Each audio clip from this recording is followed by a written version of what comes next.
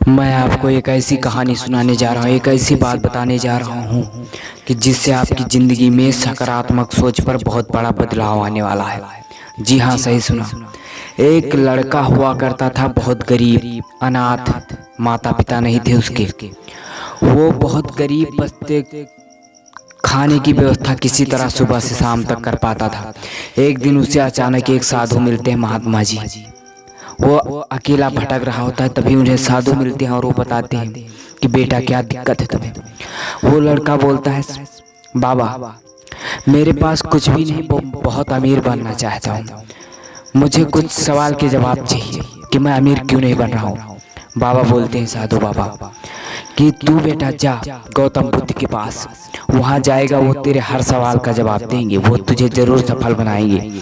लड़का बिना हिचकिचाए वहाँ से चल देता है। रास्ता कठिन था, कांटे रास्ते, पहाड़ों चलते चलते उसे रात हो गई जंगल पर, जहाँ पे एक सुनसान हवेली हुआ करती थी, घर था किसी का।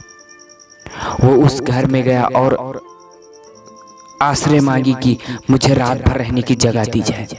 वहाँ की मालकिन ने जगह तो दे दिया, लेकिन सुबह जब चलते हुए पूछा, बेटा तुम कहाँ जा रहे हो?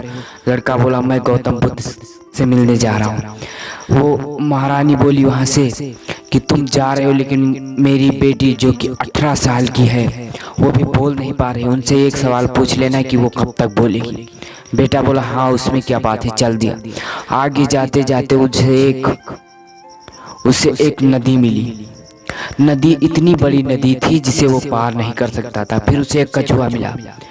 बोला, कछुए से वो लड़का बोला कि मुझे नदी पार करा दो। कछुआ बोला ठीक है, पार करा दिया नदी। कछुआ पूछता है, कहाँ जा रहे हो तुम बालक?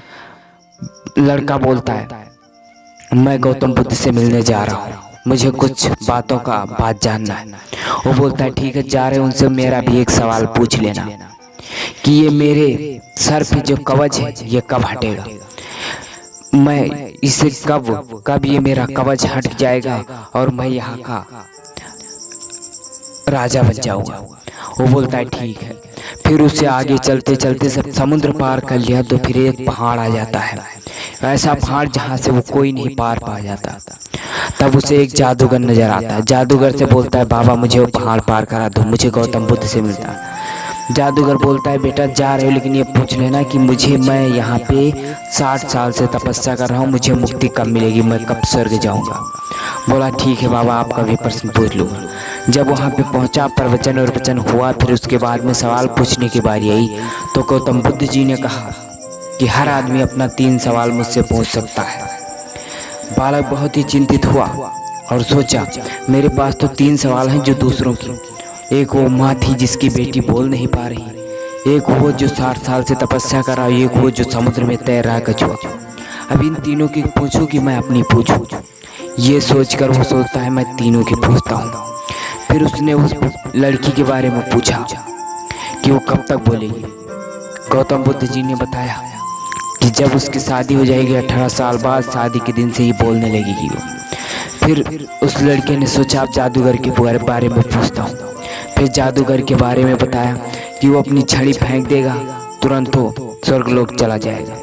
फिर चौथी बार सोचा कि कछुए के बारे में पूछता हूँ। कछुए के बारे में गौतम बुद्ध जी ने बताया कि वो अपना सुरक्षा कवच उतार कर रख देगा, वो तुरंत राजा बन जाएगा समुद्र का। फिर वो आकर सबको बताता गया। जैसे कछुए ने अपना कवच उतारा, कवच पूरा मोती का बन गया, जो लड़का उठा लाया, लड़का को मिला, उसका हक था। फिर जादूगर को बताया, जादूगर ने अपनी छड़ी फेंकी, छड़ी तो जादूगर थी, लड़का पा गया उसे, उसकी हक था। जादूगर बोले तू ले जा, वो ले आया और उसे वो जो चाहता वो। फिर आकर जब वहाँ मालकिन को बताया कि आपकी बेटी की शादी 18 साल बाद होगी, तब वो बोलने लगेगी। मालकिन भी खुश हो गई। मालकिन सोची, फिर देर की बात किस बात की है, शादी अभी कर देते हैं, लड़का तो तुम ही हो। बोला मैं? बोले हाँ, तुम क्या कमी है? बोलता है ठीक है। फिर उनकी शादी हो जाती है, उनके पास इतना धन हो जाता है, बिना मांगे ही सब कुछ मिलता है। मांगने वाले को सिर्फ जितना मांगते हैं उतना मिलता है। जुड़े रहिए हमारे साथ ही।